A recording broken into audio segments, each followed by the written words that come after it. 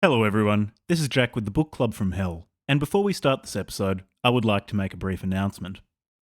We have chased meaning away. In its place grows the tower, always expanding and leaving blissfully fulfilled employees in its wake. I am a doctor who specialises in souls. A potent advertising slogan leaves ripples in the world of the spirit. Love is remembered. Maybe S was responsible for everything, but who else do I have? Blending Franz Kafka, Mikhail Bulgakov, Jacques Ellul, and Stalker Shadow of Chernobyl, Tower is a search for meaning in a world no longer organised for humans. So goes the blurb for my upcoming novel, Tower, to be released in November 2023 and available on my website, www.jackbc.me. That is, www.jackbc.me. Thank you. Jack. Levi. The Book Club from Hell. Hello everyone, this is Jack with the Book Club from Hell, a urine hoarding Ponzi scheme designed to maximise the amount of urine that Levi and I can consume per unit time. This week's episode is on The Water of Life, a treatise on urine therapy by John W Armstrong, first published in 1944. It is an account of how the author cured his own tuberculosis by drinking his own urine, and then went on to treat others using this revolutionary method.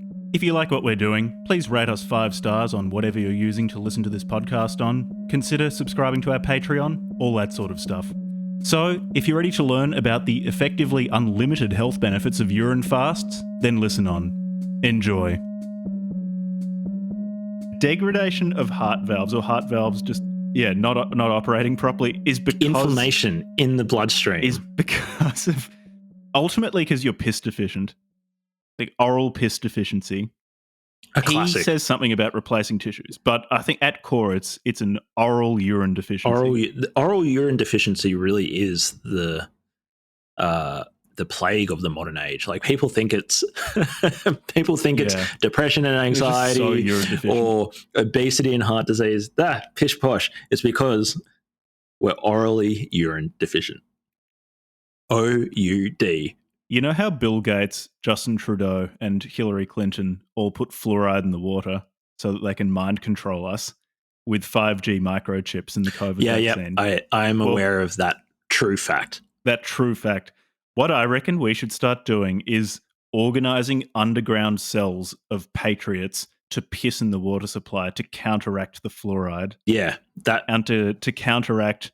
Yeah, they need to drink. They need all to. Of the they mind need control to substances in our food. They need to be. We just need some powerful urine to cleanse us. A little squad of 40-day fasted religious zealots who drink their own piss to just then transfer their piss into the mainstream water supply, which will into us eliminate. And then maybe once we have less fluoride in our system, we will realize, because I think it's the fluoride that's making people. This is 100 years old, this book nearly, and yet this groundbreaking insight based on ancient wisdom, all the way from the Greeks even, has not penetrated. Inspired by him reading a verse of the Bible. Sorry, I'll let you go. The origin story of how he came to drink his own piss is really good. That a miracle from nature and from God has not penetrated into the mainstream medical and health practice. And I think that can only be attributed, there is only one viable explanation, Jack, and that is because of the fluoride and the 5G is brainwashing people. And vaccines. 5G and fluoride are preventing people from having the clear-mindedness to drink their own piss. It probably needs a bit of help. So I think the common man won't start drinking his own piss until his brain has been sufficiently cleared by urine, which is why I think guerrilla squads should make Melbourne's taps flow yellow. They should piss in the water supply. Yeah, absolutely. And just every night, just really piss in the water supply. Try as hard as much as they can. How many people would we need? Do you think so? The more fasted you are, and the more concentrated your own urine is from recycling it into your body, does that amplify the effectiveness of the urine, like the potency of the urine to purify the water. So we could take one unfasted little water drinking bitch, or we could take, by bitch I'm not being sexist, by the way, I just bitch in the generic non-sexual, non-gender based term. Bitch in the generic urine deficiency. Yeah.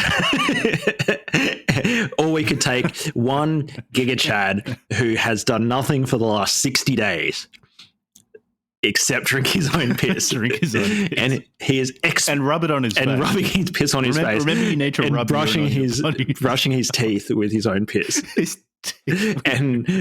and we take that guy, Giga Piss Chad, and he is exponentially more potent a being. He's like got a yellow aura around him, and he pisses in the water supply. He can cure, like, he's ontologically transformed through imbibing his own urine. And he's worth 100,000 people, mate. Maybe he could cure 100,000 people of the fluoride and the tisms. Yeah, that's true. Okay, so the mechanics of the so I have some thoughts about how that could work from a mechanical and theoretical perspective.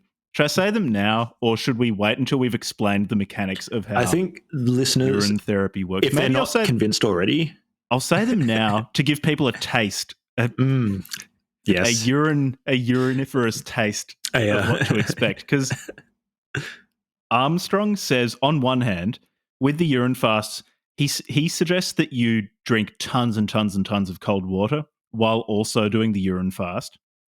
And oftentimes recovery from disease and then not only getting back to baseline but ascending above baseline is correlated with your urine becoming very, very clear. So hyperconcentrated urine, I don't know if that's a good thing. You probably want clear urine because that seems to be what Armstrong associates with health. But then there's aged urine is important, particularly in urine rubs.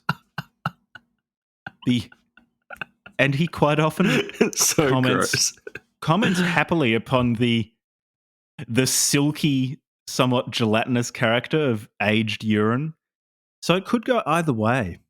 With you could test empirically. So in one city, you could have clear, fresh piss in the reservoirs, and then in another city, urine-loving renegades could dump aged urine into the water supply, and then you can compare health outcomes in those two. So this is an interventional trial. You could compare health outcomes between the two cities.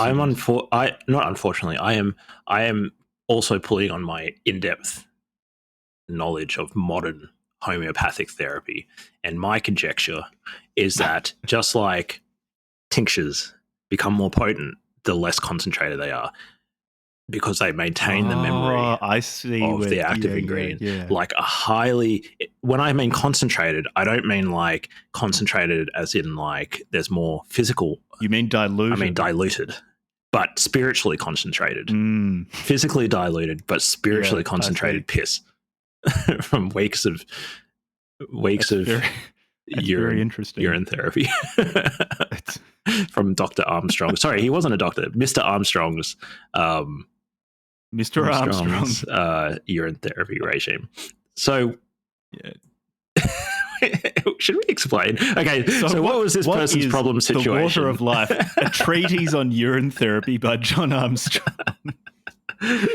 This is one of the seminal texts on urine therapy. It was first published in 1944. Do you know this book has been published by Random House and by Penguin, or at least subsidiaries of those companies? This has they'll publish anything. Been fucking hell. Makes you wonder, like, but yeah, they're responding to what they think is in demand, right? Like their decision to consistently publish this book for the last like 90 years is a consequence of them thinking, yeah, there's still demand in the market for this shit. People still want it for urine therapy. To justify the ongoing investment in this. That's crazy. Yeah, it's a strange world. I'll have to restrain myself this episode as well because I say this too, having spent the past 5 minutes absolutely not doing this. He does say that people ridicule urine therapy as disgusting, and that's closed-minded because urine's not disgusting, and drinking it is noble and healthy and should not be laughed at. I still can't move past finding the idea of people drinking their own urine regularly really funny. I tried hard. I can't take it seriously. I can't take someone seriously when they tell me that they regularly drink their own piss. Yeah, like, and rub it on their face. Rub it on their face and like soak cloth in it, and then like, oh, I cut my finger. I better piss on some rag. Like my girlfriend recently. My girlfriend recently brushed when we went diving. She brushed against this thing called fire coral, in Bali. And it's got sort of like this similar active, nasty chemicals in it as like, say, like jellyfish and stuff, like blue bottles and whatnot. And it was like instantaneously like inflamed, like sort of thing. And I was thinking, man, we could have fixed that in like a day if we just started pissing on it. Get some nice cured aged urine, pull it out of the fridge, soak a rag in it, wrap that. Fire coral's got nothing on some aged urine. So Armstrong does talk about how he came to write this book, and this is interesting. So he starts out by saying that intelligent members of the public no longer trust orthodox medicine, or as he calls it, allopathy. And among the reasons he lists that people don't trust modern medicine are that cancer still hasn't been cured. There are still, why when doctors discover effective cancer treatments, these treatments are not accepted by the cancer research ring. I assume that's some supervisory body in the United Kingdom, because this guy, I'm pretty sure, was English. Yeah, he's British. From Birmingham. Yeah. I don't know if it's from Birmingham. I don't know. That's the first British place that came to mind. Shout out to any listeners in Birmingham. He also says that animals are tortured for medical experimentation, for the production of sera and vaccines. The medical community fosters fear in the mind of the public through advertising. Oh. There's a great deal of commercialism and vested interests in medicine. And the idea that patients exist for doctors instead of vice versa. And some of these criticisms, I think, are unfair or just ignore the difficulty of a problem, like curing cancer. We can talk about it more later, but saying curing cancer is kind of like saying curing infectious disease. It's not one thing. Different cancers can be pretty different entities, but they're all caused by the one underlying. Everything except breaking a bone is caused by a bad diet and losing vital tissues. So there's that. Some of the other things that he brings up, though, are more complicated, a lot more complicated than he makes out. Like commercialism and vested interests are dramatically more complicated than he makes out. So, for example, in Australia, a doctor makes no money off the medicines that they prescribe. In fact, doctors can't even dispense medications. That's why pharmacies and medical prescribers are split.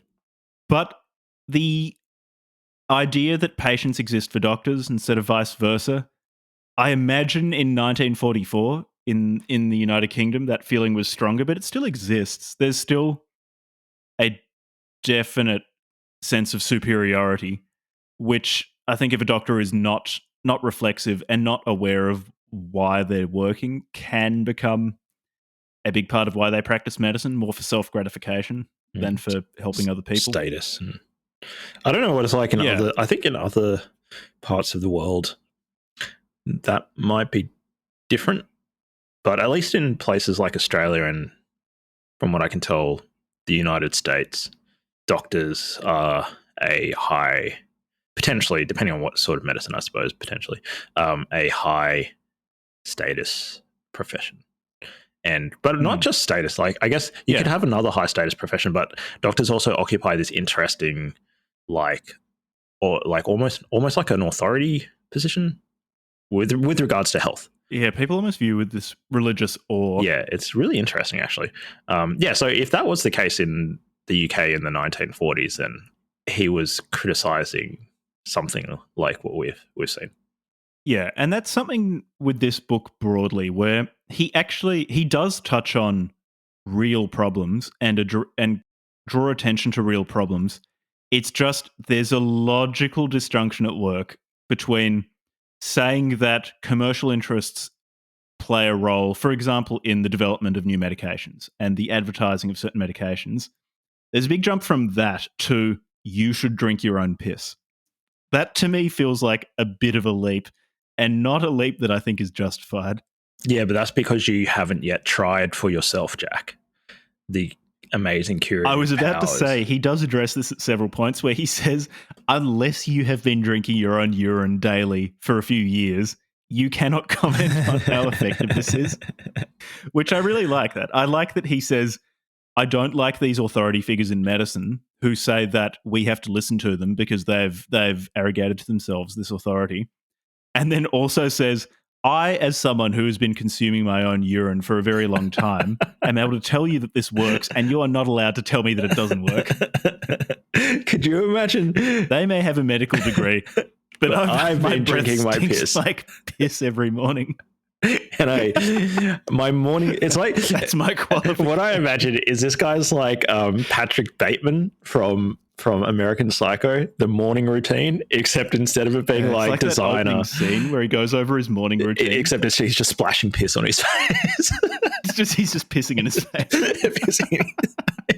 He's just aiming his a gel he made at his face and letting loose. He's taking like a gel. It's like this kind of gooey yellow stuff with like flecks in it. It's this facial mask that he's made out of his own piss, putting that on. He's skipping, and instead of there being like hardcore porn on the television like with Patrick Bateman, it's actually just like it's waterfalls. It's just waterfalls. I was going to say it's actually just like, what do they call it? Water play or something? Piss play? I don't know. There's some word for it. Is it something like that? Something to that effect?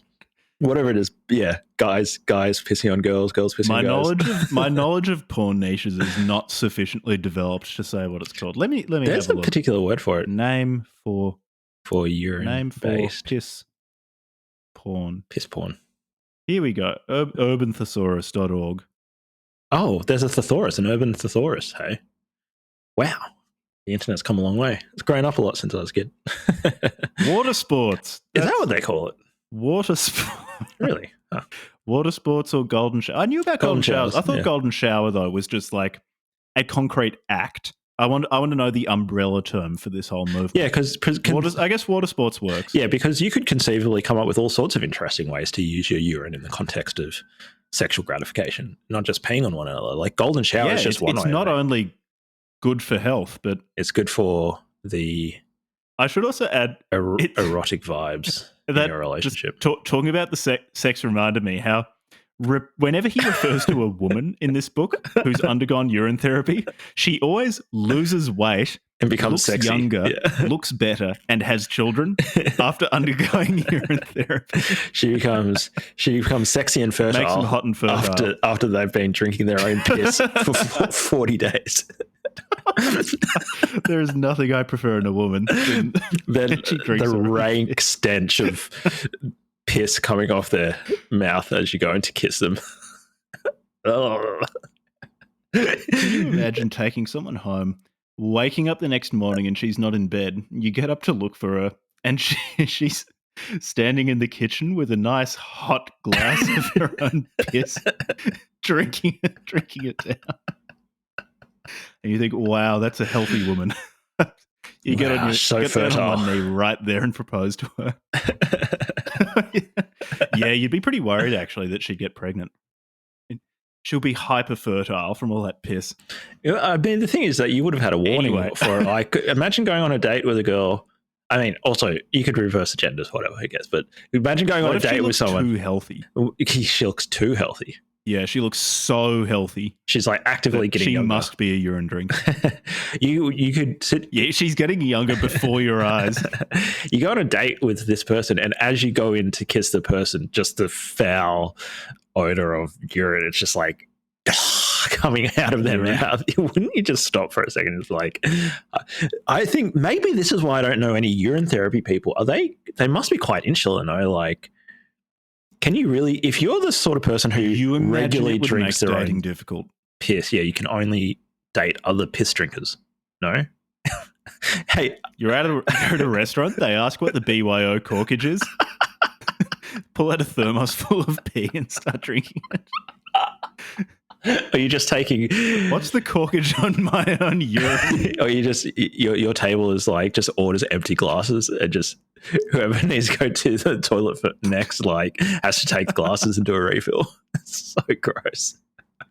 If there's any urine drinkers listening to this podcast... He keeps talking about how a problem is that people don't take urine therapy seriously because they're just too juvenile and think it's gross. But it's really hard not to find this funny. It's just fundamentally funny. Yeah, I don't know. I'm going to ask my girlfriend a question about urine drinking. Can you talk for 2 seconds while I ask her a question? Make more sense. I can talk about this guy's origin story, which is really funny. So in the chapter called My Self-Cure, which is chapter 4, Armstrong talks about how he came to be a convert of urine therapy. He says that he doesn't want to talk about himself in this book because he's being modest, but he has to, as his personal experience with urine therapy is important evidence for the fact that it works really well. So for this reason, he tells his origin story before he became a piss drinker. In 1915, so Armstrong was a 34-year-old man and he failed a medical examination. Origin stories of the superhero. The origin story. To enter into the British Army. So unlike Ernst Junger, who was a piece of shit who enlisted on the first day of the First World War and went to fight without urine, Ernst Junger was of a sterner constitution, so was able to fight and survive without the aid of urine. However, Armstrong failed the medical examination to get into the British Army because he was urine deficient. Said, something about having TB. I don't know, but I think TB is only sort of the ephemeral cause of why he wasn't let in. At root, it was because he wasn't drinking enough urine. So after the diagnosis of TB, he bounced between a number of doctors who kept changing his diagnosis, kept changing his treatment. He was put on a high-carb diet and he says he became diabetic. I would be surprised, or you would need to try really hard to get type 2 diabetes off a high carbohydrate diet within a brief period of time. I don't know how that would work. No. Actually. Well, anyway. They wouldn't have been using they have just been taking... Yeah, they probably didn't have like biochemical tests. They probably didn't do an HbA1c on it. No, they would have just been like looking at diagnosing it by like the sweetness of your urine. Yeah, the taste of your piss. Like, but legitimately, like, wouldn't they have just like, does it smell sweet? Because it gets if you just like eat heaps of sugar, or if you have diabetes, doesn't it take on like a kind of what's the classic smell? There's a particular word for it. Just like sweet. I can't remember. Yeah, it's been far too long. It's sweet. It depends. If they're ketotic, then you can definitely smell that. But so maybe he just that's a different situation to just having high sugars. Yeah, I'm not sure how they diagnosed the ketones, diabetes in 1944. Right, that lovely floral ketone. But smell. Anyway, he was to treat this, put on a new diet of fasting 4 days per week, and then small meals for the rest of the week.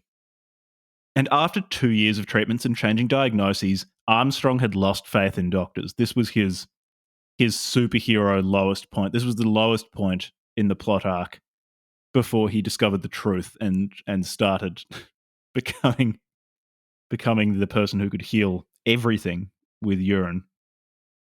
I quote, "I will not prolong this story by giving all the details. Suffice it to say There came a moment when, feeling very weak and ill, I recalled the text in Proverbs 5, which runs, "Drink waters out of thine own cistern." So, inspired by a biblical verse, he decided to go on a 45-day fast where he only drank his own urine and tap water and rubbed urine on his own skin. I don't know how you get that out of one line in Proverbs. Incredibly specific good on you, mate. interpretation of that. This is some of that line. Powerful exegesis. The exegetical ability of this man to pull a 45-day urine fast from drink waters out of thine own cistern, as well as rubbing urine on his skin. There's just such a big jump there. He's an incredibly creative, imaginative person that is reading the Old Testament. He's we talked about the schizo-autist axis last episode. I think this guy's far on the schizo end in that it's very free associational. So he reads this line in Proverbs 5, "Drink waters out of thine own cistern." And he's like, you know what? I need to rub urine on my skin and for 45 days only drink my own urine and water. Okay, here's an innovation.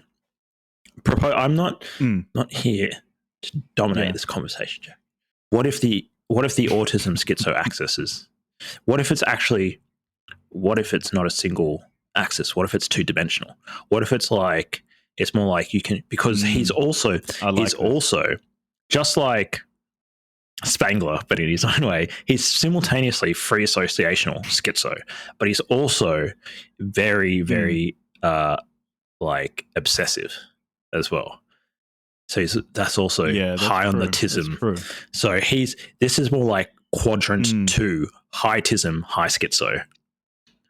Just like Spangler. Maybe we're stumbling. Maybe this is actually at least a two-dimensional problem. So you can be high tism, low schizo. Instead of there being a one-dimensional autism schizo axis, instead it's two axes and each of them are low to high. So low to high autism, low to high. So you could Spangler's basically maxed out. He's infinite and schizo. He's infinite schizo. He defines the outer edge. He and Evelyn sit in that rarefied corner of top right, far top just right, maxing everything. And then we've got like you could be. I'd say so. Armstrong is definitely much further along the schizo than the autism. Yeah. I'd say he's.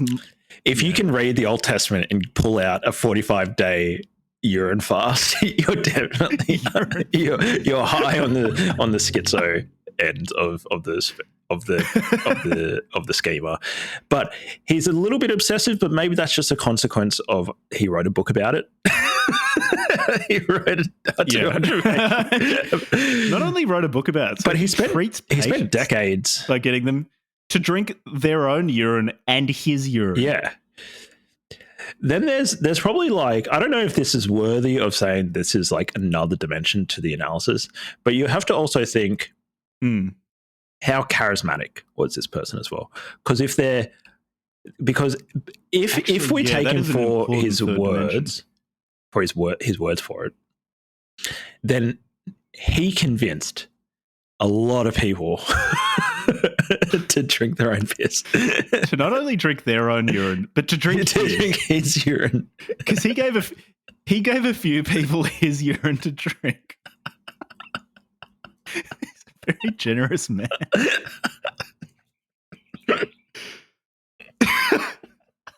He's convinced like dozens of people giving to farm drink animals urine to make them healthier. And he has this section where he's like, for some reason, dogs don't like drinking urine, but I've worked out a way to make it happen where he'd tie a dog to a post or a tree and then put his own urine in a spray bottle and just spray it on the dog's face and the dog would lick it. And that's how he convinced dogs to drink urine as well. This guy, he's thought of everything. He's practical. I'll give him that. He's like, if you just chain the dog to a tree or animals to ingest urine. If you torture the animal, if you chain it to a tree in the heat and just leave it outside for like 3 days, it will drink the piss. It will drink anything you put in front of it, including my piss. So This guy's fucking nuts. When I was reading this, because this whole book is written in a very dry way. So you're right about the charisma, because he comes across as very uncharismatic in this book, but he must have had some sort of charisma in real life. Or just brute or at least persistence. gravitas. Just incredible. He's like, yeah, maybe he was just very persistent. He just kept showing up at someone's house and telling him to drink until piss. they're like, fine, give me the piss. Until they're like, okay, fine. If you I'll leave do me it. alone, okay, I'll drink your piss. Can you please leave me alone? Yeah. I have cancer. But I'm trying to deal with my cancer. And this guy keeps on showing up at my door and spraying my dog with his piss.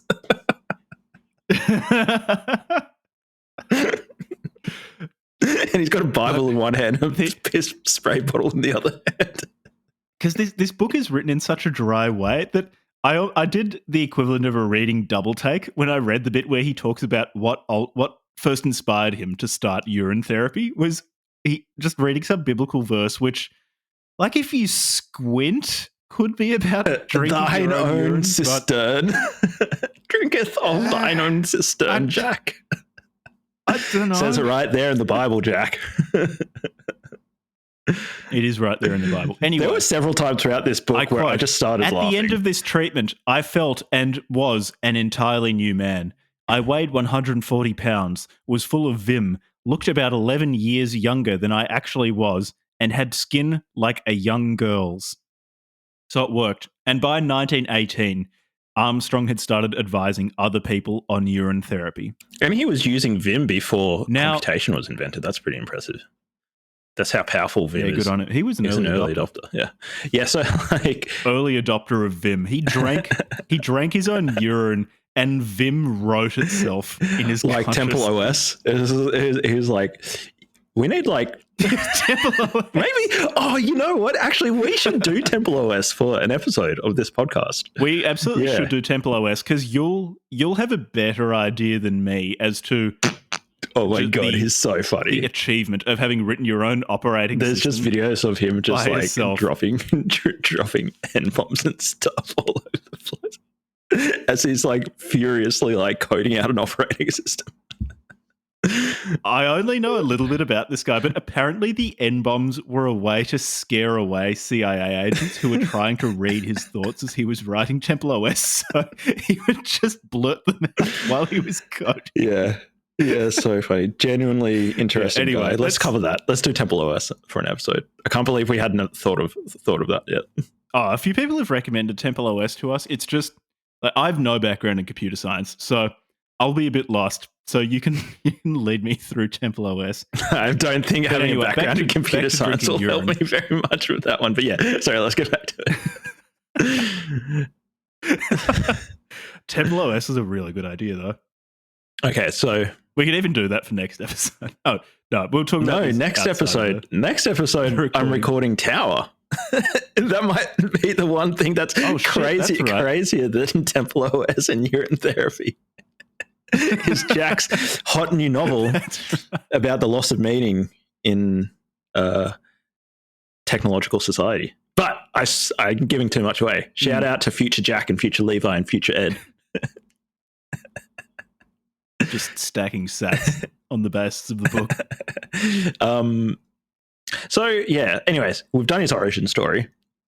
Do you reckon the Bitcoin white paper came to Satoshi Nakamoto in a piss-filled dream?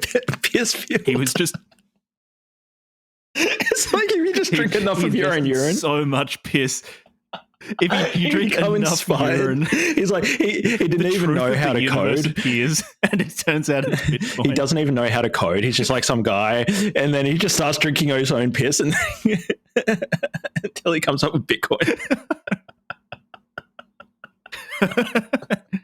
And the reason why he hasn't, like, no one knows who he is because he has no idea how Bitcoin works, has no idea how a computer works, and just feels really embarrassed about it, so keeps quiet. It was just the piss spoke through him, and Bitcoin came to be. The zeitgeist of piss. It was just like, it's kind of like the Holy Spirit if the Holy Spirit were urine. It's in everybody, We're made and of sometimes it like becomes super concentrated until you start having like It just bursts out. what is it? Speaking in tongues. She starts speaking in tongues, and occasionally those speaking in tongues will perfectly correspond to a brand new academic white paper in some field. Like all the massive breakthroughs have actually been piss fueled. It's like the third volume of Oswald Spengler's The Decline of the West, called Fluid Meanings and Yellow Actualities, wherein he talks about how the cycles of birth and death of world souls are actually to do with that soul consuming its own urine within the world of becoming.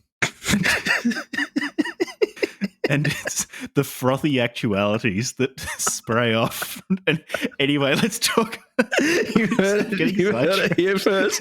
Jack has officially lost his fucking mind. by supersetting Spengler and books on urine therapy. I think we are reaching the point where this podcast is just damaging us. The frothy actualities in the world of becoming.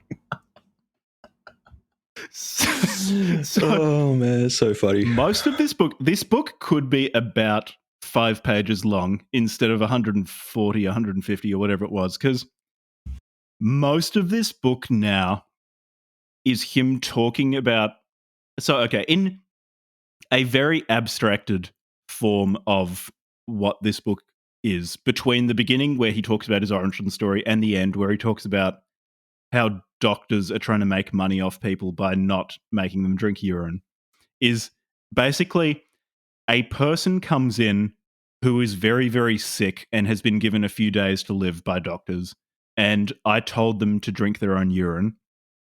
At this stage, it's plus minus. The person is resistant, so perhaps the person will be initially hesitant, perhaps not. Perhaps they'll have an interfering family member who says, "Can you please stop telling my loved one not to seek medical therapy and instead drink urine? I really care about their well-being and want them to get better." Meddling. But Armstrong overcomes them. He's got his little spray bottle. He just squirts them with some of his piss, like a cat. Squirts them away so they get out run of here. off. Go get.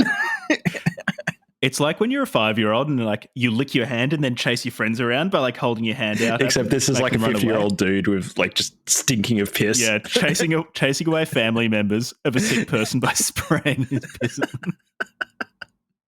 So he's like a tomcat just marking his territory. This is my patient now. Other urine therapists won't go near a house because it's already been marked with Armstrong. Yeah, they urine. can distinctly distinguish between people. Yeah. It's so funny. So, yeah, and then if the patient's a man, they get better, and it's not commented on. If they're a woman, they always look much younger, they're much better looking, and they're more fertile, which is important. That's really important. For women, urine therapy will make you younger and more fertile. On the basis of this, I imagine all the entire female listener base of the book club from hell are probably running to the bathroom right now. I expect. Or more, no, running to the kitchen to grab a cup so they can start drinking their own piss, get 10 years younger, and get full of babies. I expect all 3 of our female listeners to be splashing their own piss on their face right now whilst listening to me and Jack. Anyway, so he talks about how, gangrene, he says you can cure with piss. Actually, the gangrene story is illustrative in that this is a common problem with his diagnoses, which I guess within his paradigm is not a problem, but within my paradigm, given that I've had a medical education. You mean a medical indoctrination? I have with his Jack. With his patient, I have a medical indoctrination. I spent too much time in hospitals, and as such, I can't evaluate the incontrovertible value of drinking urine when it comes to fucking sepsis.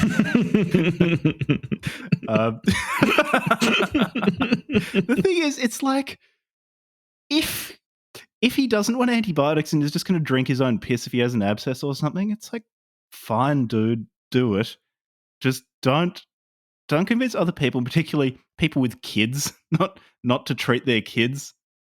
Anyway, so he compares the experience of a friend of his when he was in primary school with his experience. So, a classmate of his died when he was 10 of gangrene following a tooth extraction where part of the mandible was pulled out with the tooth.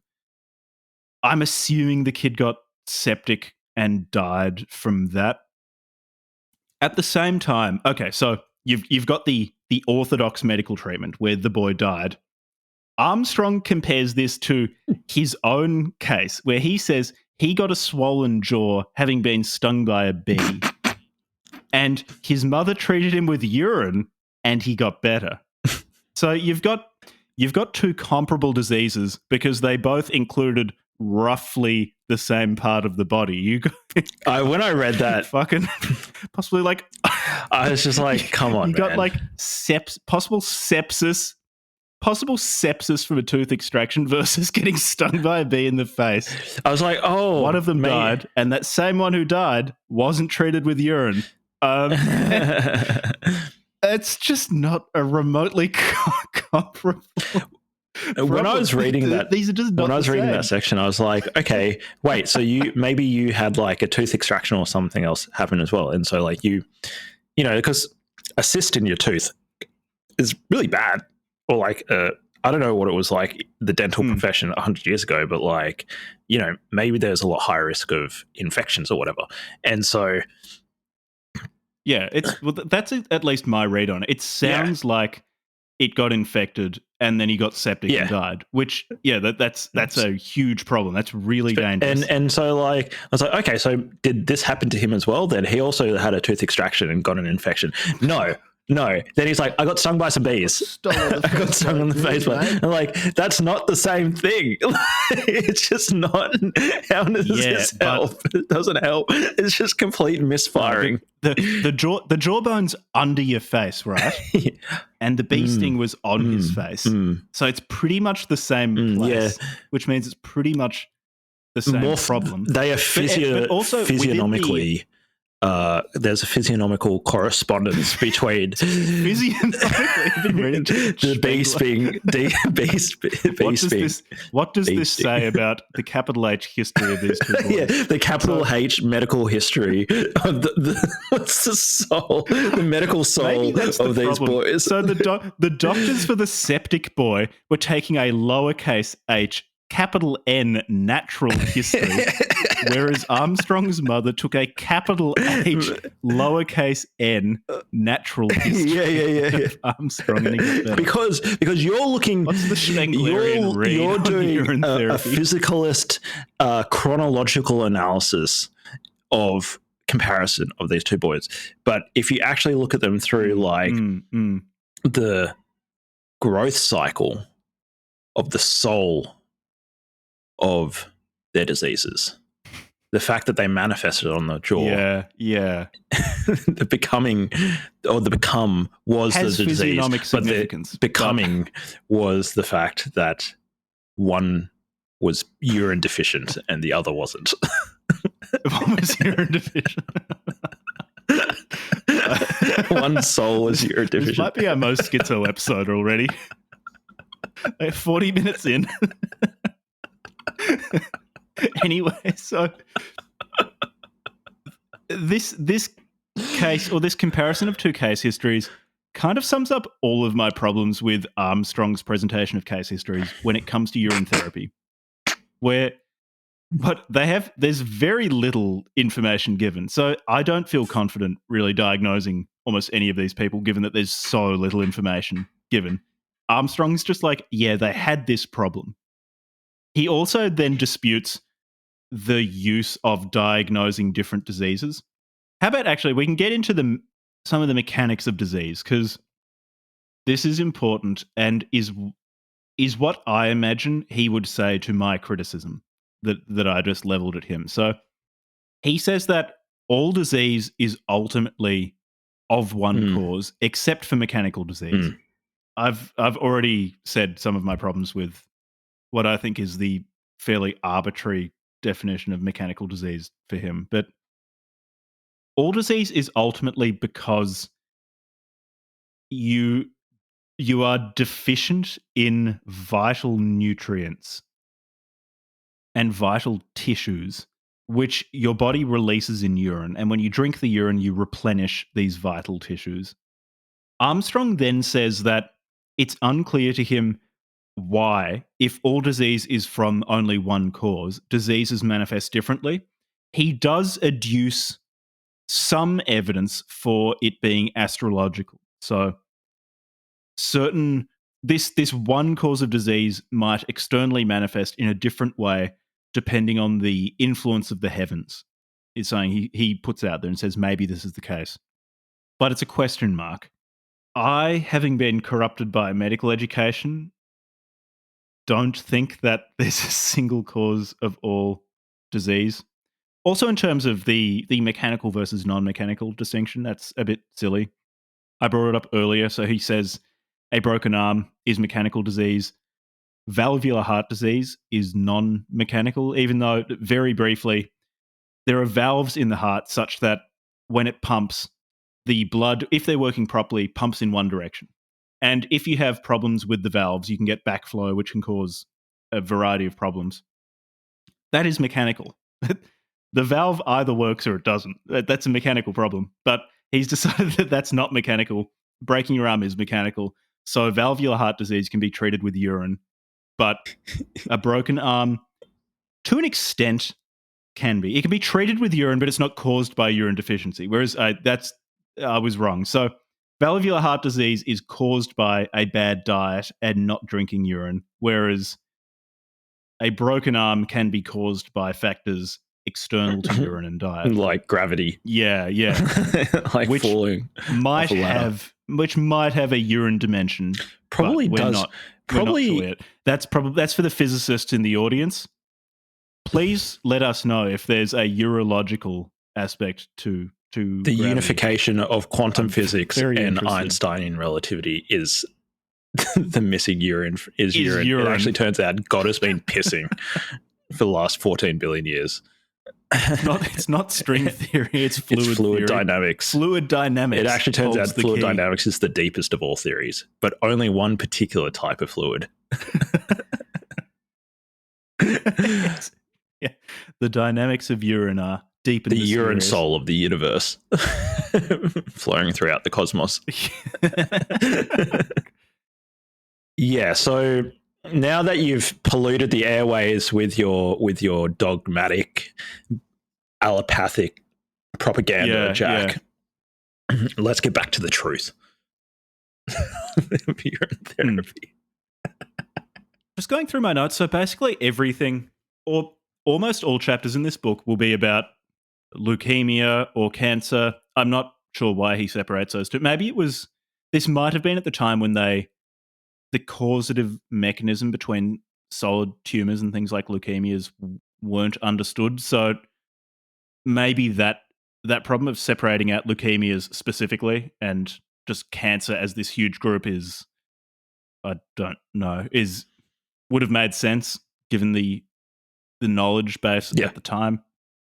Anyway, urine care cures all of those things. So why don't heart disease, urinal if we go over the chapters, he says, and then we can pick out a few cases or. So he says, so here's the major chapters. Yeah, let's do that. And then he's got one chapter at the end, which is just miscellaneous. He's just like, and here's all the other ones I forgot. But he says, gangrene, growth in cancers. Cured. Bright's disease. Cured. Easy. Case of leukemia, not a miss. So I had to look up Bright's disease, actually. I'm pretty sure. So it seems like it's an old term for nephritis. Heart disease, cured. Fevers, including malaria. Ross River fever, including malaria. Yellow fever, cured. Orchitis, cured. Any venereal diseases. If you got the clap, cured. You slept with some dirty person your night out, cured. Yeah, the thing is, like with drinking piss, so it's different for men and women because the plumbing's a bit different. So for women, because the urethra and the vagina are like separate holes. It's less of a problem. Thanks for clearing that up, because like there's just the urethra. So for men, if you've got an STI and you're drinking your piss, you're drinking the STI as well. And it's like, because chlamydia can infect, for example, your eyes. I would not splash chlamydia piss on your face. That's gonna cause some problems. Koalas get chlamydia, right? It's like one of the leading. There's a serious problem in Australia at the moment of dirty fucking party hard koalas. Dirty koalas. We should just start running around the bush, throwing glasses of our piss on the koalas, try to fix them. And in the nursing homes, in Australia, I don't know if this is the case in other parts of the world, but in Australia, there's outbreaks of venereal diseases because all the old people are like, I guess if you're like old, fucking each other, you're just like, well, I can't get pregnant. Going to die anyways. Like my heart doesn't work because I've got a non-mechanical valvular heart disease. So I just got to fuck whatever. You get chlamydia. The cure to it is then to start drinking your chlamydia piss and having chlamydia piss party in the old person's home. Yeah, I think that's a good idea. That's what the nurses in aged care. Maybe they were.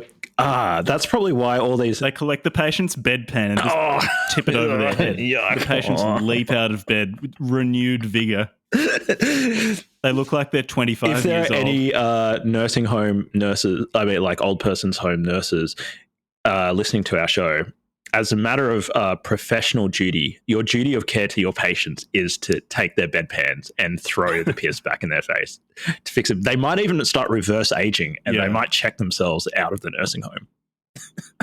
Before your very eyes start losing weight, and if they're a 70-year-old woman, they might even become fertile again. Yeah, well, if John Armstrong is anything to go by, they'll look like they're 25, lose weight, and get pregnant immediately upon having the bedpan thrown in their face. Okay, venereal diseases. Yeah, he's got a long section on syphilis and then as miscellaneous. Well. Urine cures syphilis. Go on. You heard it here first. Urine cures syphilis. Do you want to read that section? Don't come at me with all of that. Because we haven't really read that many quotes yet. Yeah, let's go over. Give people a sense of what they're missing out on by not reading this book. So he starts off earlier in the book. He says he cites a book called 1000 Notable Things. And he quotes it. He says, with regards to drinking one's own urine, quote, "A universal and excellent remedy for all distempers inward and outward. Drink your own water in the morning 9 days together, and it cures the scurvy, makes the body lightsome and cheerful. It is good against the dropsy and jaundice, drunk as before stated. Wash your ears with it warm, and it is good against deafness, noises, and most other ailments in the ears. Wash your ears with your own water, and it cures sore eyes and clears and strengthens the sight. Wash and rub your hands with it, and it takes away numbness, chaps, sores, and makes joints limber. Wash any green wounds with it, and it is an extraordinarily good thing. Wash any part that itches, and it takes the itch away. Wash the fundament, and it is good against piles and sores." And then, that's his setup for basically like the rest of the book. He's just like, this fixes everything. Everything. Love the idea of it curing scurvy. It's you're vitamin C deficient, and if you're vitamin C deficient, your urine's not going to have vitamin C in it. Like it just doesn't work. Yeah, no. It'll work, Jack. What you don't understand is that something tissue in the urine, something replacing tissues. It's actually an active. It's not dead. It's active water of life. Something. Drink your own piss. The proposed mechanisms for how this works seems to be more syndromic rather than logical. So yeah, you're right. It replaces lost tissues. It goes with nature rather than against it. and it allows nature to cleanse itself rather than impeding nature. That seems to be broadly what he says is happening. You've got a quote there. Let me see. Not really. The syphilis section is just the same as every other section, where he says it's eminently treatable with urine, and medical treatments for it are really bad. In the case of syphilis, because he talks about salvarsan treatment, which I had to look up because it's really old, and I've never seen anyone treated with that. But even in the 40s, salvarsan treatment of syphilis had been superseded by penicillin treatment, which is safe and highly effective. It's really safe unless you're allergic. And penicillin allergies aren't, like, they're not super, super rare, but they're not super, super common either. Like, penicillin treatment of syphilis is really good and really effective.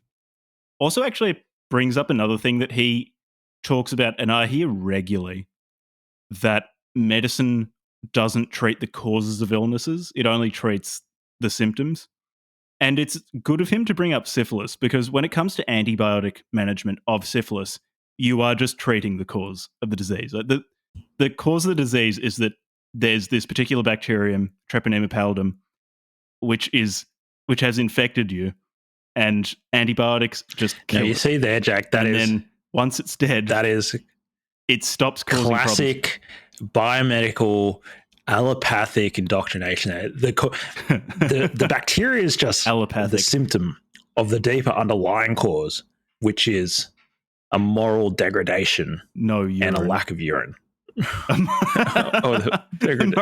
moral dimension of urine. The fact that they didn't have the moral fortitude and the good character to realize that they should have drunk from thine own cistern, as it says right there in the Bible, Jack. It says it right there in the fucking Bible. And therefore, by not drinking their own urine, they became compromised, and then they were not able to adequately defend themselves from the bacteria. The bacteria is just like, they were going to get some infection at some point, right?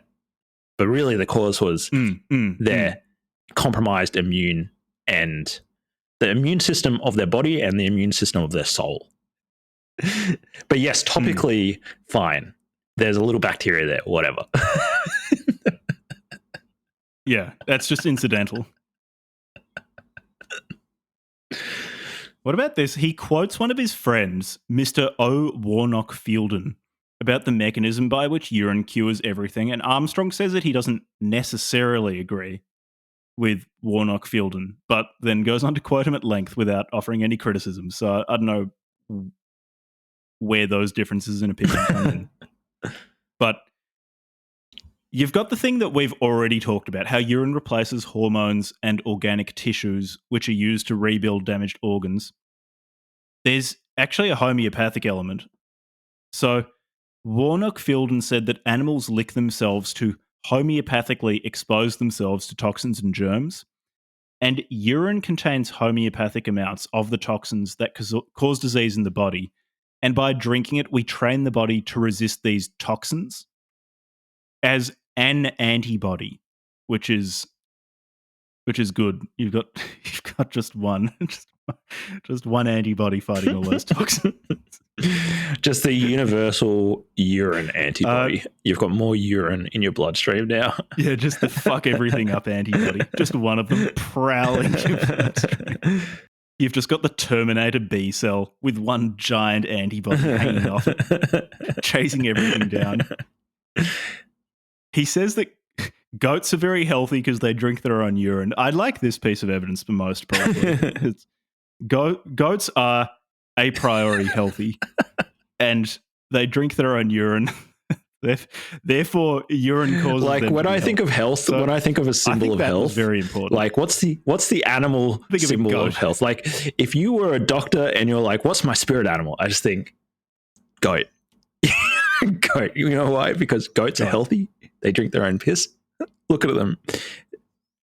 They drink urine? I didn't even know they drank their own piss. Well, now you do. There you go. I just can't believe this guy. I've got a quote here drinking its own piss, and it's like, yeah, that goat's healthy. his own piss and goes, I want to be like that. Goat. He was admiring how healthy it was, how thin it was, how many children it had. And when, human women could learn a thing or two. I saw that goat guy. 6 months ago. It was if 60 they pounds drank heavier. their own piss, they would be thinner, younger looking, and have more children. So good. What about this? I quote, "When man first appeared upon the earth, some provision must have been made for his security against extinction. Food, clothing, shelter were all stored within the earth, man having only to work for them to satisfy all his material needs. Would the vital importance of his freedom from disease be neglected?" To which, again, I feel like anything I say, well, he would say to any criticisms I have that I have an overly mechanical worldview. Because to that, I would say we were born without provision for basically everything on Earth. And we happen to be adapted to certain climates on Earth, but it's not like we just get born and clothed. We kind of had to work out how to do that. We live in plenty of places which, without modern technology, be pretty hard to live in, especially in the population sizes we have. And in terms of disease, I just don't know why nature, whatever that is, would just make us immune to disease. Yeah. Okay, I am detecting that you actually want to have a proper discussion now.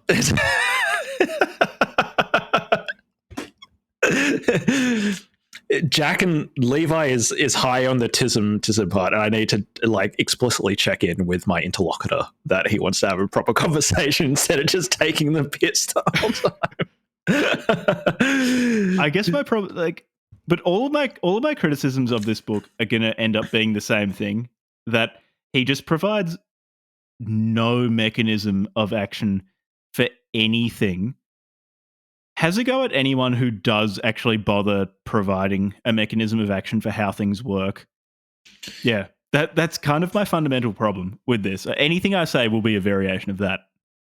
He does kind of provide a mechanism of action. I mean, quote unquote. Mechanism of action. Okay, so other than just saying it's just like nature. So what does he say? So maybe I'll read from here and see how it goes. He says, nature must be left to determine when the bowels shall move. What we have to remember is that in fasting, urine taken via the mouth heals, rebuilds, and reconditions the vital organs, including the intestines. And while this process is taking place, often the bowels seem, as it were, to go to sleep and relapse into a state of inactivity, which in severe cases may even last as long as 19 days. Yet this inactivity is an advantage, especially to sufferers from hemorrhoids, as it gives the latter a chance to heal. Thus, nature, so this is the part, thus nature, if left alone, does her work in her own way, if we only have the faith to trust her, even though at first we may not understand her mysteries. Verily, nature's ways are not our ways, and she, capital S, of course, she defies and contradicts every superstition, orthodox tenet, practice, and belief. So his explanation is just like, Except nature does it. Urine therapy. Except urine therapy. So he doesn't provide an explanation. He doesn't really provide. So being really generous. Okay, so that the human body can heal itself. The human body has an immune system which does almost all the work. You go to a hospital or a doctor when things are bad enough that your body's natural ability or innate ability to heal itself is overwhelmed. So from that very, very loose position, I guess I can agree. But there are plenty of times when the body's just unable to heal itself. Yeah. And that's when someone seeks medical assistance. Yeah, I mean, my medical knowledge is out of date because it's been such a long time since I changed out of medicine. So your understanding might be a little bit more up to date than mine. But as far as I can remember, I might not, so please correct me at any point, but you are potentially having small amounts of say cancer, for example. There could be a cell that's become abnormal, but it's been cleaned up by your immune system like throughout your life.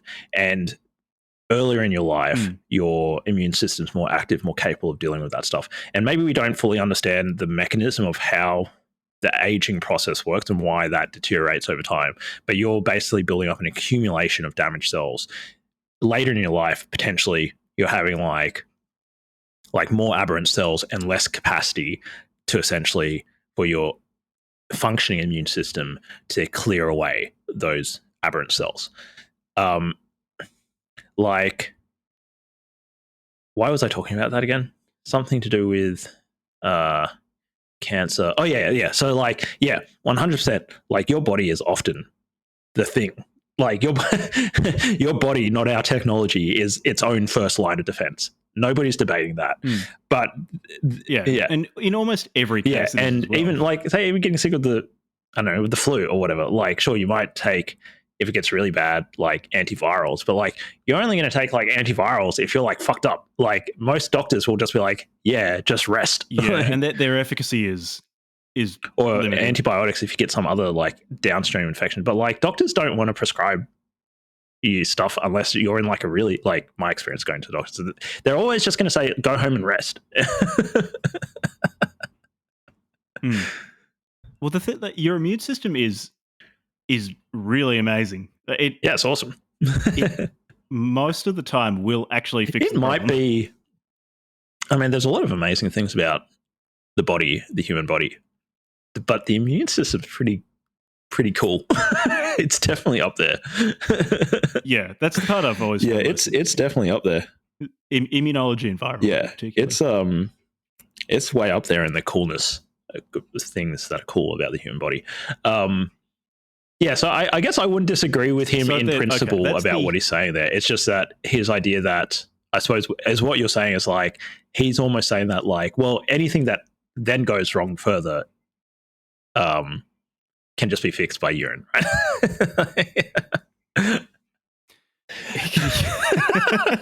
Yeah, basically. But it's also like the one cause. Okay, what about we go through the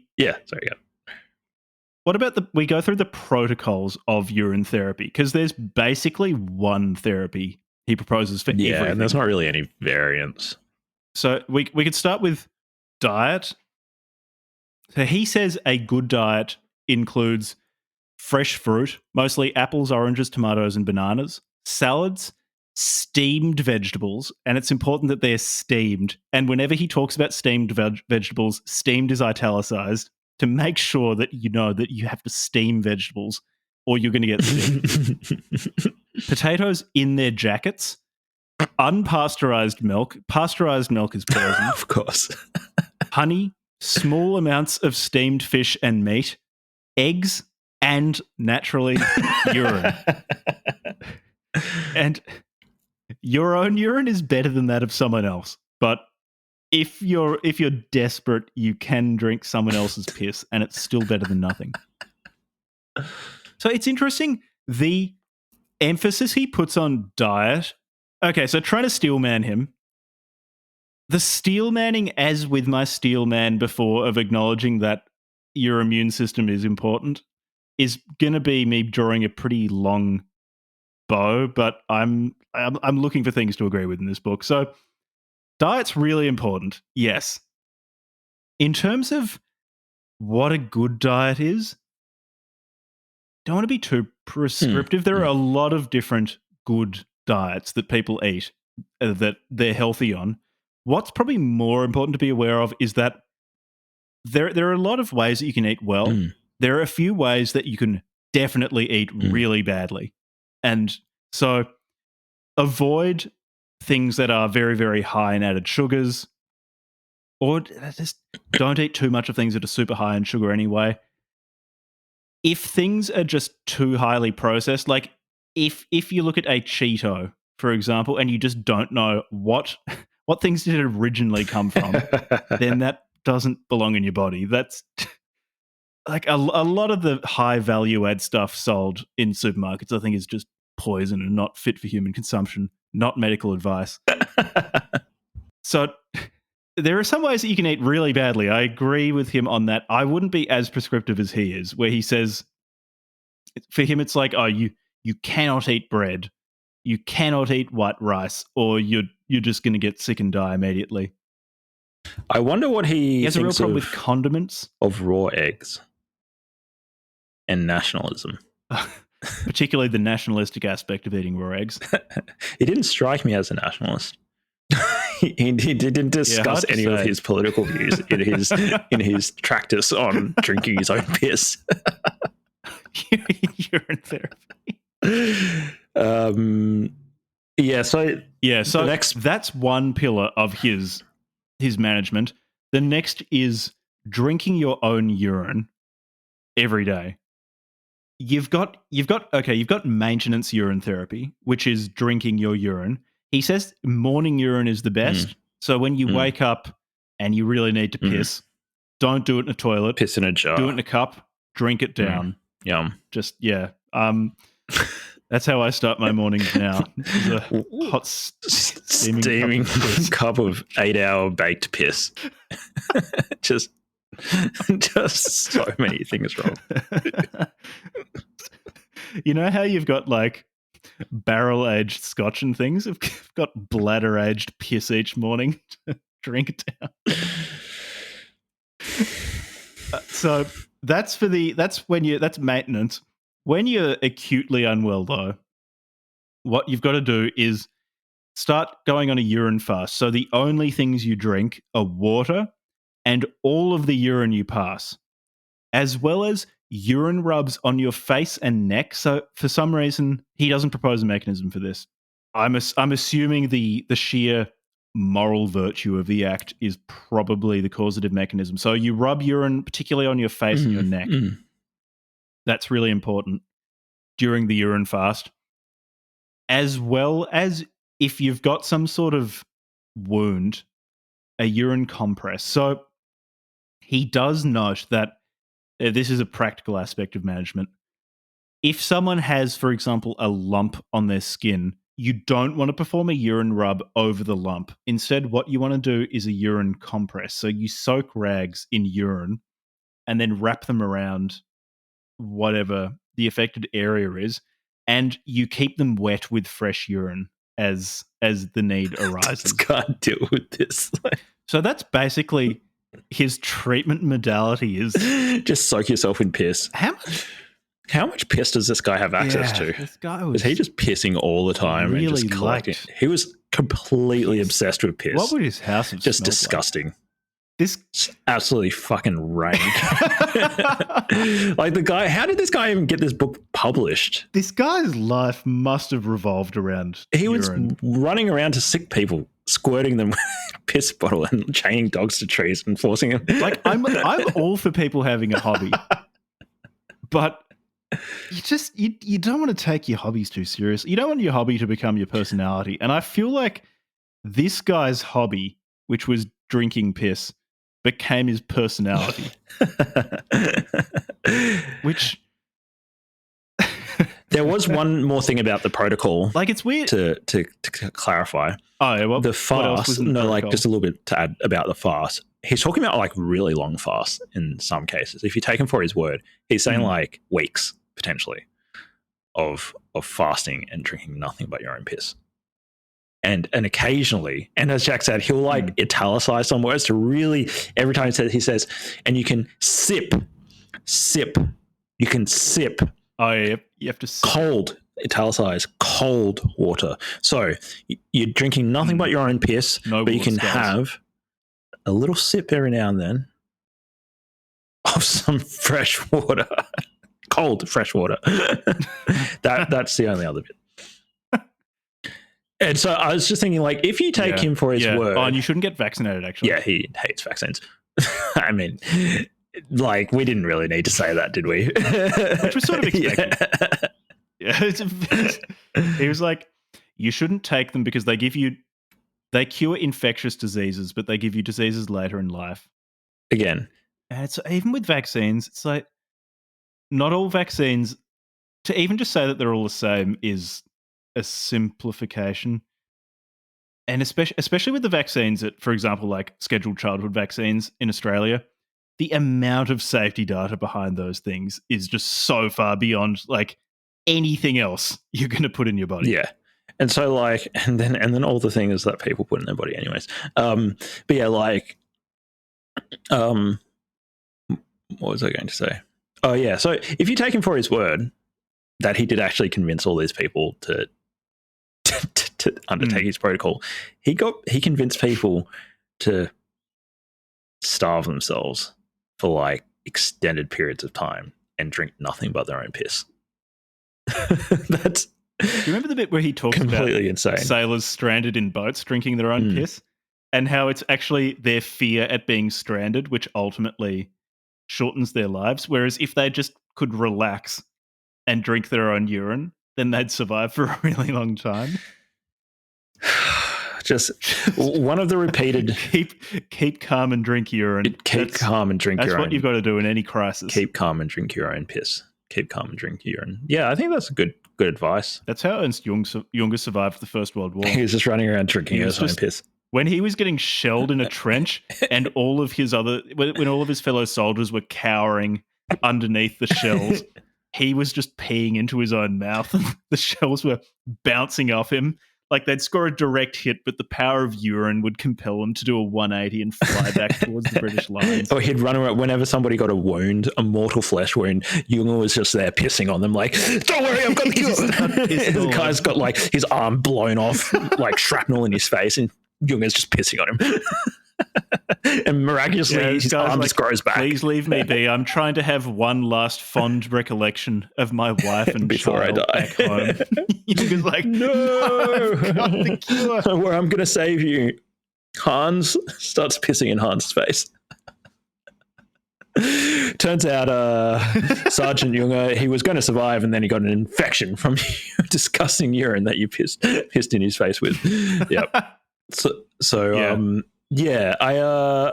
One important thing to note about this is like he never like, as we've sort of said already in different ways, like he never actually says how it helps or why it helps. He just says gangrene, fix it, urine therapy. Cancer, it helps. Fix it.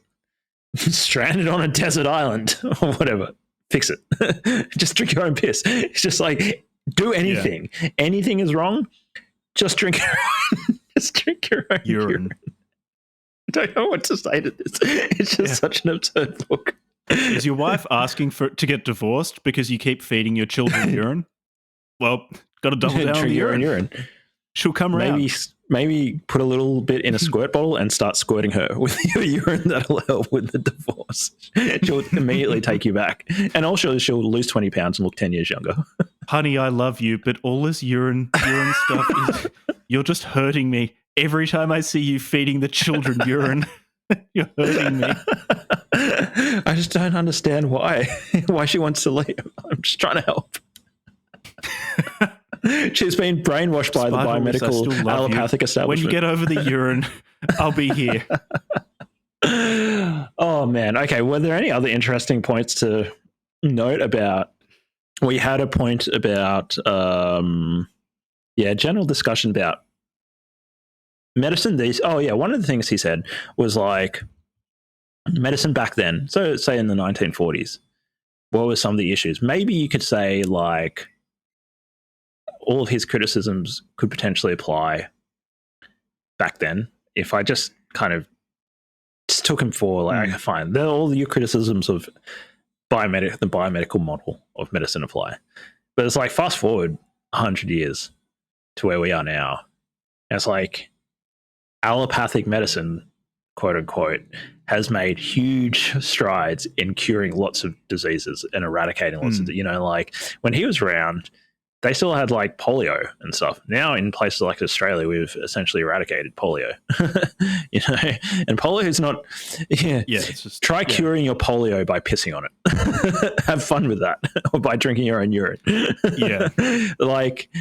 So I guess in my view, fine. Maybe you could say, all right, like medicine was still fairly underdeveloped, because it's interesting. Like medical history, there was definitely a time within like the Western world where medicine was like in any other part of the world, which was like it was kind of mystical or was done like the transition out of mystical or authority based or religious spiritual based medicine into what we have now, which is like medicine based on good explanations of how the body works, how disease works, and that sort of stuff. It wasn't just like an overnight thing. Like it's a long and really interesting history. You know, like the theory of humors, or like the theory of like what was that thing where they used to drill into people's heads to like release things, like Trepanning, yeah, or something trepanning, like that. like all those sorts of things, or like leeching, bloodletting, like all those things were things that were done, and they're really interesting. They're crazy treatments, but it's not like we haven't progressed since then. Like we now know that like bloodletting is not a good idea unless you're bloodletting a 16-year-old's blood and then you're taking unless it. you got hemochromatosis, then or unless somebody else is being bloodlet so that you can steal their blood. Like Brian Johnson stealing his so that you can get young person plasma other than that, like Brian Johnson, live forever. And so these days, like we've eradicated all these diseases and all this sort of stuff. Like if somebody's reading Brian Armstrong's work in 2020 in like a place like Australia or the UK, and they're thinking, wow, yeah, allopathic medicine, what a rort. I'm going to start drinking my own beers. I just had to think like, what the fuck are you thinking, man? So, I mean, with got a few things. He raises a lot of important points. Like the history of medicine has a lot of terrible aspects. Just a lot of bad things were done. A lot of good ideas were ignored. Yeah, and that's just a consequence of like I have ignorance, right? Like I have plenty of criticisms of how medicine is practiced today, but it's still, for all its problems, it is still a field which is moving in the direction of understanding the cause of disease and effectively treating it, which in medicine is what I care about. Yeah, and even if, you know, like one thing that I see people say is like, oh, well, yeah, even somebody, this was a while ago, somebody on the Discord, who was it, asked about like medicine, quote unquote, Western medicine, which I don't even agree with that characterization. Like, there being like Western medicine, like, but like Western medicine, I understand what he means, but like most people think like Western medicine is being slow to adopt certain things, but it's like, yeah, but it is adopting certain things. Like even if it's going compared to other medical traditions, it's unbelievably fast. Like sure, it might not be as fast as some weird platonic ideal of like, oh well, as soon as we know this new better thing to do, we should just adopt it immediately. It's like no, people like will submit it to criticism, they'll adopt it slowly, or it need, you know, like I think it's perfectly okay to take 10 years to adopt a new and even 10 years on the span of history is incredibly fast. Like, but if there's like some new treatment for a disease and it takes 10 years to get to market and then another 10 years to like become more widely accepted, 20 years to actually submit something to broad scale analysis, like safety analysis, efficacy analysis, is like, that doesn't seem unreasonable to me. Like when you're talking about billions of people potentially having access to like whatever the treatment is. But even then, like 20 years is still fast on the historical time scale where like there's medical traditions that don't change for hundreds or thousands of years. Yeah, and so I think medicine is the fundamental mindset of medicine is highly conservative. And I don't mean this in the political sense. I mean this in that in med school, what you're learning, like a lot of what you learn is how to spot things that are really dangerous and basically how not to kill a patient. It's so much of what you're taught is harm minimization and how to be safe all the time. And that instills a really conservative approach to, for example, new therapies. If it's something that you don't know, then you're very cautious around it. And I think that's probably the right bias to have as a doctor. Like you don't want your surgeon getting too creative when they're taking out your appendix. You want them to do something that they've done hundreds, if not thousands of times before. And that's probably a good bias to have, a bias towards. And then you know, there is something to be said about like there being spaces for or situate. You know, like for example, I had family members who, so was it hepatitis I think it was hepatitis C, but don't. But recently, there's now a cure for hepatitis C. Correct me if I'm wrong, Jack. Yeah, that's Hep And C. Yep. my Yep, that family was huge. member had hepatitis C for like years, and so had all the like liver dysfunction, cirrhosis, or whatever it causes, and was a part of the early trial, the experimental trials to get access to it before it was uh, available to just like generally available. And so having like I guess an opt-in model for, in this case, my family member was very late progression, and like they were willing to give it a go because they didn't really have any other option. Like, okay, I'll give it a go. But they were opt-in. But you don't just want like that just being open slap. You're just like, I'll just do it. Like, okay, there's this random new like piece of like chemical that one company is saying can do something, and it's not being submitted. And okay, to any sort of criticism or whatever. Okay, my Dr. Joe Blow GP is just going to start prescribing that to people. Like, that sounds like a bad idea. Yeah, they're just not going to. Or highly unlikely to. So, are there any other interesting points? Yeah, and that conservatism does manifest in bad ways. So I'm not sure what it's like in other countries, but in Australia, there's this real push for evidence-based medicine. It's a bit of a catchphrase now, just to repeat evidence-based medicine. Yeah. A lot of medicine is still tradition-based medicine. Yeah. It's kind of the way you treat, particularly if you're a junior, is what your consultant says. Or if your consultant is more hands-off, what your registrar says. What your registrar says, it's going to be a lot more up-to-date most of the time. And like, if your consultant tells you to use some therapy that has been superseded 20 years ago, you're not going to overrule them. Like, you're going to do what you're told.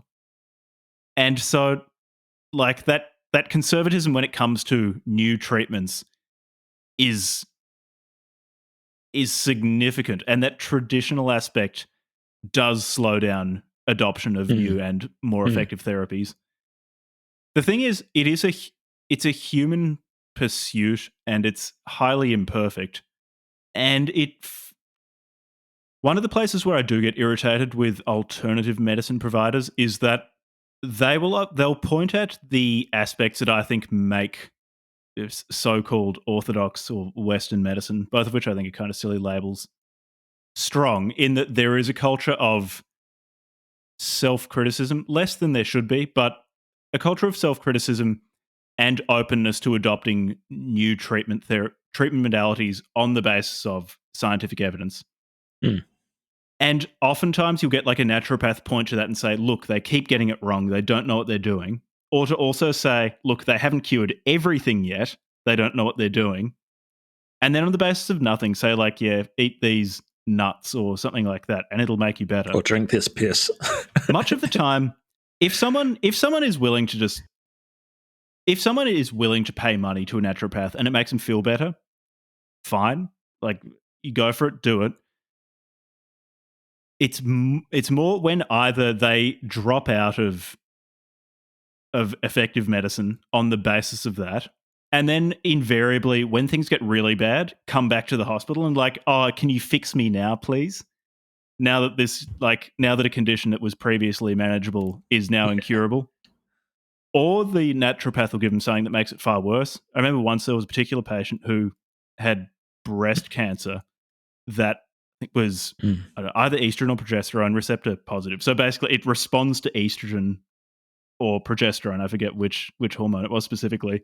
And their naturopath had been giving them a herbal remedy, which was an inducer of those hormones. That's like, you are just making this worse. Yeah. And that's kind of what happens when you have people who really don't understand what they're doing meddling. Yeah. I do think these alternative medicine providers can provide important things to people. So a big problem with how medicine currently operates is it's so incredibly dehumanizing for patients. And it's really a systems-wide issue. So if you're 14 hours deep in a shift as a doctor and you're tired and you're stressed, you are just not as empathetic as a naturopath who can charge like $300 an hour and sees 3 patients a day. Mm. Like you are just not as nice a person to be around, and you're not going to spend as much time with a patient, and you're not going to make them feel like a human being either. And that's a significant problem. So alternative medicine providers can provide that to patients, make them feel like human beings. But like in terms of treating stuff, just most of the time, at best, they do nothing. At worst, they'd make things so much worse. Yeah. In terms of Mr. Piss Drinker, at least like as far as I can tell, like if a patient were receiving conventional therapies for whatever disease they had and was drinking their own piss, that would be okay. The problem is he says like, do not accept any medication at all, just drink urine. Yeah. Ultimately, I think like if someone's an adult and they've got cancer or something and they decide they don't want any sort of treatment, or with cancer it's more complicated because some of the time you can't cure it. How about, a more clear example, like they're septic or something like that. Like if they received antibiotics, they'd probably be fine. And they were like, no, I'm not going to take that. I'm going to drink my own piss instead. Ultimately, like it's your body. If you want to roll the dice with your life, fine. Like you're not my loved one. It's not my life. Like, if that's really what you want to do and your family are okay with it, then like, all right. It's more when people do that with kids or when they get much sicker as a result of drinking pee instead of getting treated. And then when things are really bad, coming back to the hospital and going, oh, you know what? Actually, I want you to totally fix me now. That's when I get more irritated. Yeah. So that's understandable. That's understandable frustration. Yeah. So I think there's this interesting criticism of quote unquote Western medicine, which is like iatrogenic effects. So like, and that's but it's also a problem for alternative medicines. It's not like these alternative medicines have no iatrogenic effects, and just like, okay, so Western medicine's Western medicine is the institutional context in which people do try to take accountability for the iatrogenic effects.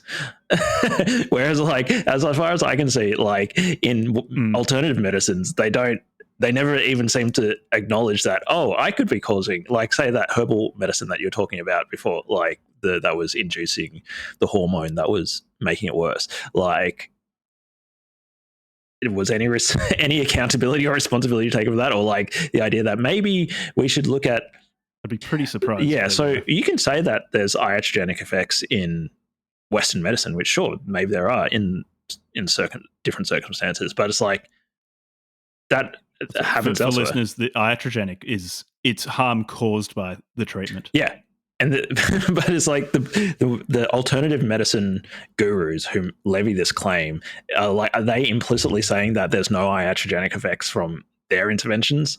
Like they never even say, it's never even been something that I've seen like questioned when I've read into the other interesting thing about these alternative medicine. So one of the issues with framing it as Western medicine, as I was saying before, I don't buy that idea that it's a Western thing or that it's like a cultural thing. I think that like basically the body works a particular way, and the degree to which we understand how it works improves our ability to like treat diseases and live more healthy and that sort of stuff. And that's culture independent. And a lot of people hide behind this like cultural division of this understanding, as if like the culture that generated the knowledge somehow like affects the veracity of the claims of that system. And so like Chinese medicine or whatever, like I'll give you an example. I went to an acupuncturist recently. I just wanted to give it a try, just see what it was like. Like I've had deep needling before at physiotherapy, and that was pretty crazy. But I just wanted to try what was acupuncture like, and that actually, I know it's relaxing. Like it doesn't really feel like anything. It's fine. Um, but one of the things that they had in their practice, which is interesting, is this thing that they call the meridians. Meridians. Have you seen this, Jack? No, I haven't. Oh, so it's like this picture of the body, and there's these things that they call the meridians, which I think comes from Chinese medicine. But with these alternative medicine people, they're often like mashed together, like like Hindu stuff, and like, they'll just pick and choose, just anything that doesn't come out of a Western Anglospheric context. And so the meridians are like these quote unquote like lines of energy traveling throughout the body. So there'll be like a central axis of the meridian, like the essential main meridian, and then you'll have like these other minor meridians which are lines going. It's like, okay, let's take your explanation of the way that body works, for example, and say that there are these meridians which are these quote unquote like lines or axes of energy. Okay, like, can you show me them? Like, let's go and find them. Other than you're just putting needles in me somewhere on my body, like, and like the muscles like react to the fact that you're sticking metal in them. Like, is there any like what the hell are the meridians? Where are they? Can you point at them? Because like when you're in medical school, you cut open bodies. I didn't get as far into my medical education as Jack. Jack actually became a doctor. I dropped out, but I had the privilege of like actually cutting up bodies. And then I also got to go to anatomy class in medical school. No, but in medical school, like when we cut open the bodies, it's like you can see everything that's inside them. Like, can see there's the aorta, there's the ganglia or whatever is coming off the spine, like all these different things, the blood vessels. You see all the things. No meridians. Didn't see any meridians. Mm-hmm. So it's like, it's on you if you're proposing that there's this thing that exists, this entity called the meridians, or like the chakras or whatever. They're just these like things that they're not physical, but they're these quote unquote balls of energy or whatever. It's like, okay, it's on you to explain and show that they exist, that they're having an effect, and that they contradict or can be integrated into like the quote unquote Western model of the body, which is made out of cells and so forth. But they never want to do that. They just want to say there's this divide. And it's like, oh, well, if you're a Western way of thinking, it's the biomedical model, the allopathic, blah, blah, blah, blah, blah, blah, blah, blah, blah. But like, if you just need to open your mind, man, you can see the chakras. It's like, dude, like...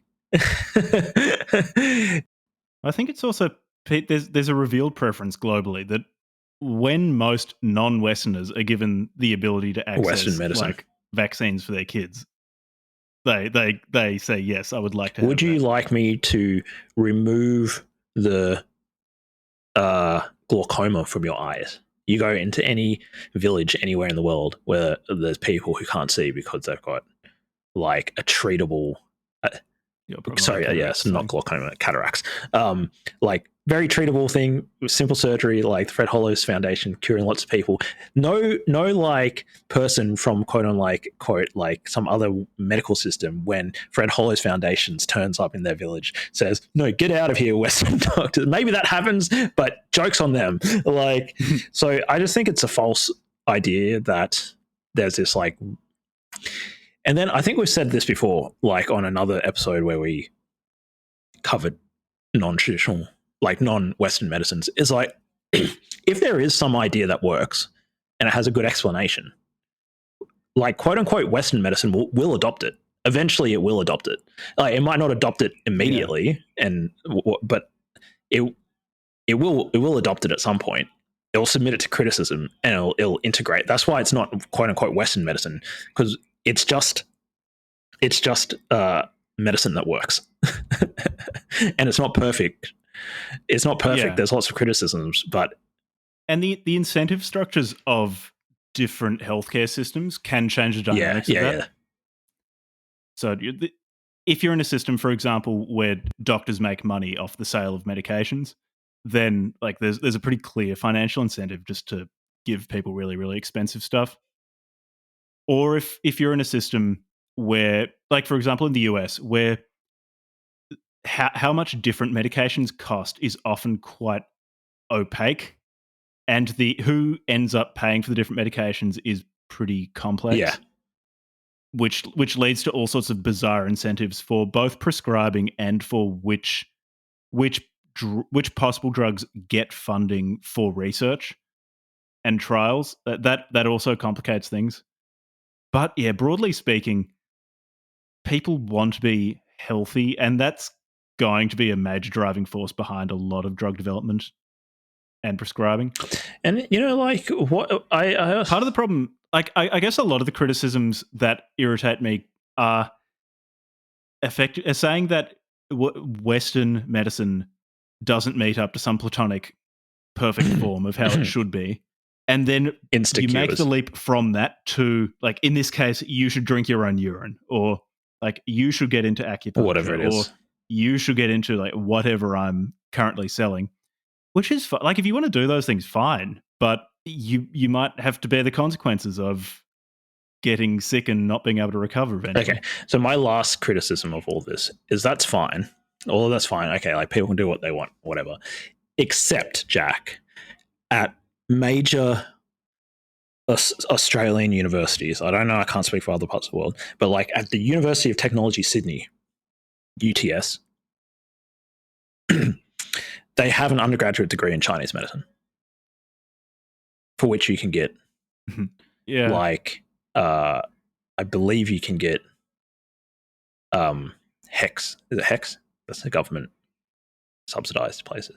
Okay. Oh, it's help now. Whatever it's like called. That. But yeah, government. Like, I just think, like, okay, we definitely should not be funding this. Like, if you want to go and get a 3-year education in bullshit woo-woo crap, go ahead, do it yourself, pay for it your fucking self. But if we're going to be paying for this out of the public coffers, see how much it's worth to you when you have to foot the bill. Like, we definitely should be holding like educational institutions to incredibly high standards if they actually want government subsidies for these bullshit courses. Like, that is something where I completely I agree with that. Like, you go and spend $100,000 of your own money on a 5-year bullshit education. Don't ask the fucking taxpayers to pay for that crap. Whatever. Yeah. Like, if we're that's a broader criticism. Like, it takes a doctor, if you did an MBBS and you just went straight through and you didn't do like any honors or anything, I think it's a 5-year degree, right? The MBBS. The universities are still offering that. So that's 5 years. It's going to cost like $50,000 a year or something like that, whatever it costs now. So just to get through the degree, plus the actual like living expenses and stuff, and the delayed salary and all that, you're looking at like hundreds of thousands of dollars.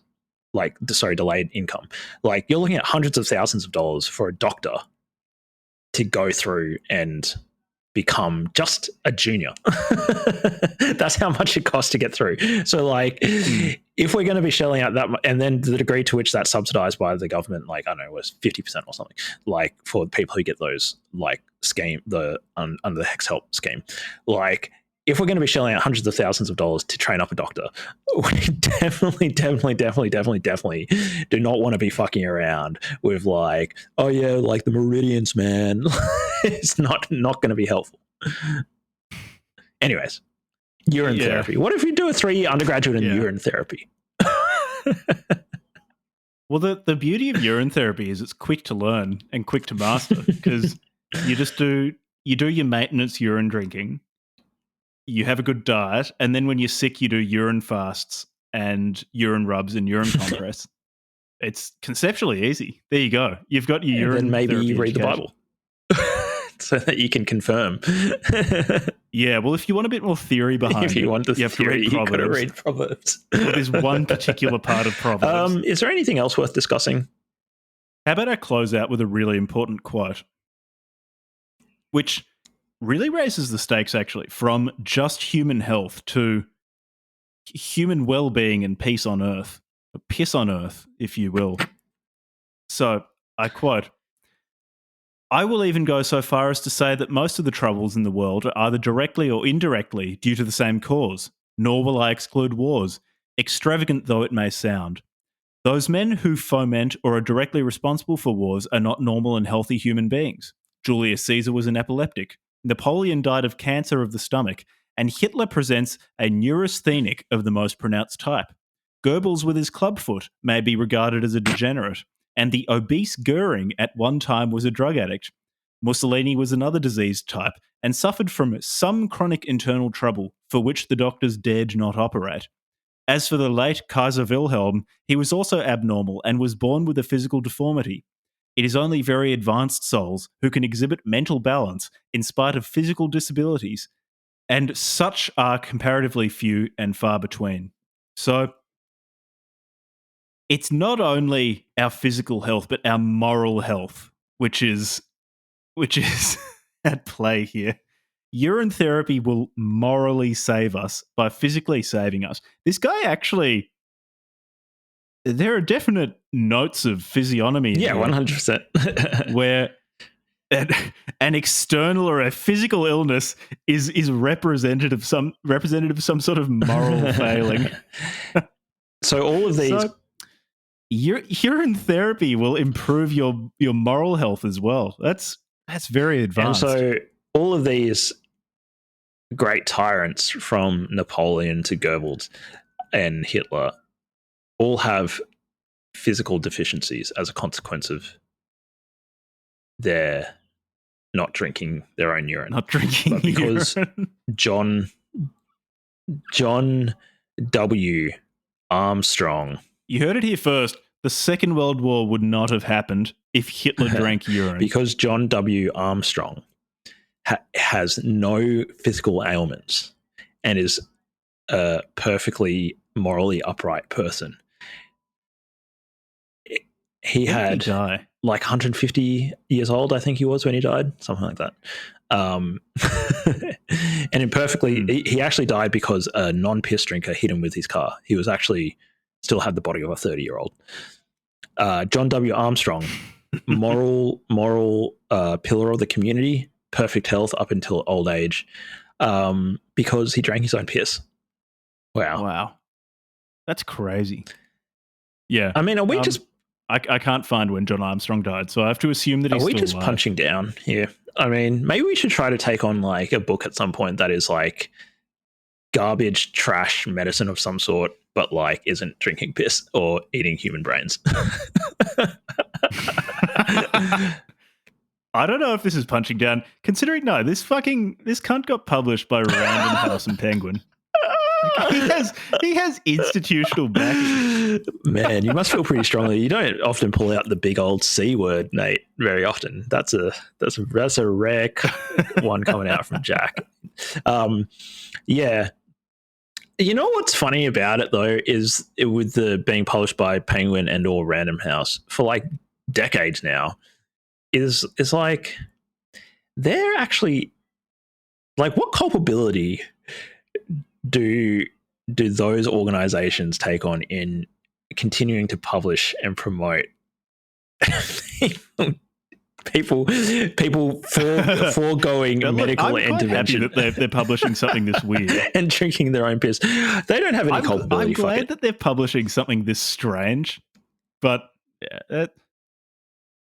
I ultimately think the individual reader has to take a lot of responsibility too. Like, if you read this and go, I'm going to drink my own piss, I'm just going to drink my own piss, and like that. It's like, I've got metastatic prostate cancer and I'm going to stop taking chemotherapy and I'm just going to start drinking my own piss because I read J.W. Armstrong's The Water of Life. Then good, do that. I'm glad you're doing that. Please continue to do that. Well, it's like, look, buddy, it's not my life. Okay, have fun. The last days on Earth. Your last days are on Earth. You're going to have stinky piss breath whilst you deteriorate away from your metastatic cancer. Yeah, it's interesting. I don't know. Okay, one last question. Do you think what did you think of just the writing? pretty bland and uncharismatic. I didn't think of what you said about how this guy in real life must have had some sort of charisma to convince people to drink his urine and their own urine. Yeah. But that charisma didn't come through in the writing. Pretty boring, pretty repetitive. The only other thing to say is, like, in terms of the content of the book, is that he doesn't. He kind of tries to bat you over the head with, like, look at all the case studies I've got. Look at all the case studies. Look at all the case studies. This person drank my piss and now they don't have cancer. Like, and so he does that like 10 times. And at the end of the chapter on cancer, he goes, so thus I've proven that this is an effective treatment and you must be convinced now. Like, except it's like, yeah, but they're all in lot. Like, he calls his patients like, the quality of evidence is Mr. trust B, me, bro. Mrs. C, or whatever. There's no like, okay, but you're just saying stuff. And why should I believe you that these people even exist? According to your testimony, you've helped hundreds and hundreds, or at least dozens of people in thousands. So there should be I should be able to go and find thousands of, or at the time that this was published, a doctor in England or the UK should have been able to locate people who'd had interactions with JW Armstrong and, like, found potentially thousands of these patients running around just declaring how much they loved his therapy. I think, personally, I don't have any strong proof of this, but I did have a bit of, like, just con man, like bells going off. I was just thinking maybe he's just a con man, and, like, this is just like, maybe he was actually telling people to drink their piss. But if he was saying, like, his patients, he's saying his patients, even though he's not a licensed practitioner of anything other than drinking his own piss, like, his patients, if he was seeing patients, then he was making money off this. So there is a potential angle here of, like, con man, snake person, snake oil salesman vibes going on here as well. It's good that you brought that up, because on several occasions, as evidence for the efficacy of urine therapy, he says, I'm not making any money from this. I can't sell urine, so why would I lie to you? And it's like, well, you're selling a book on urine therapy and you're also selling your services as a urine practitioner. So you are making money off this. Like, you, on several occasions in the book, tell us of situations in which you're making money from unless he's saying he voluntarily gave his services free of charge to all these people. And it was like selling the book at cost or something. That's it. But I don't think he was doing that. I'm just going to go out on a limb. You know, the guy can't sue me now because he's dead, I assume, unless his urine therapy treatment has kept him alive for the last 100 years. The Armstrong estate is going to come after us. Like, I think, with their young-looking, highly fertile lawyers. I'm just going to assume that he was probably a con man as well. There was just a few, I can't remember specific instances, but, like, just, there's sometimes you just read, like, I guess I've just read too many con man things, like, now, where I sort of have this, like, spidey sense that, like, this person's a snake oil salesman. Yeah. It's also, it's such a cliche to say, but if it looks too good to be true, it is. And if you drink your own urine, or all you need for perfect health is to drink your own urine and eat a diet of steamed vegetables, that sounds too good to be true, and it is. Yeah. Sounds like a good place to wrap it up. I'm really hankering to drink my own piss, so I'm really thirsty. I've already started. I both need to pee and I'm thirsty. So I've been drinking my own piss during this episode, so I keep my energy levels up. Got a glass. So the next episode after this episode is, drum roll, Tower. Jack is not going to be, I believe our understanding is what I've got in my head, unless you want to do something different and you change your mind. But it'll be me and Ed. Ed, the prodigal child, is coming back for a special episode. He's returned, and he's going to be doing a review of Jack's first book, first published book, self-published book with me. That'll be very exciting. Do you also want to do like an interview afterwards or something with me and Ed, or like should we ask you questions at the end of it or something? I think that'd be nice. You can also be our first author interview. Yeah, that'd be fun. Yeah, Jack, sure.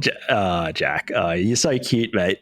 Look at you. Come on, you got to have some like sales energy. Start selling your shit, you know. I've got terrible sales energy. You can't see because obviously you're listening, but he's just like he's got this like when Jack gets embarrassed, he's got this like he like smiles. It's like I'm happy to pimp your shit for you and be your hype man. Yeah, like right now. It's a great book. It's the best book. It's got huge hands. You're going to want to buy this book. Doesn't matter how much it costs, $20 or $20,000 on Amazon. You're going to want to buy this book. This is going to be a culture zeitgeist changing book. It's going to be great. You're going to want to buy it. What is it? What day is it selling, Jack? 6th of November. 6th of November. It's going to come onto the Amazon store. You're going to want to buy it. The Tower by Jack BC. Jack BC. That's The Tower by Jack BC. You can go to Jack BC. What is it? JackBC.me? Is that your website? Yeah. Go to jackbc.me, find the book, buy a copy for yourself, buy a physical copy, buy a digital copy, buy a copy for your friends. Are you having an existential crisis? Are your friends having an existential crisis? Have you taken acid recently? You're going to want to buy this book. Buy it. Buy 10 copies. I'll cut that out and put it at the start of every episode. All right, I've said my piece.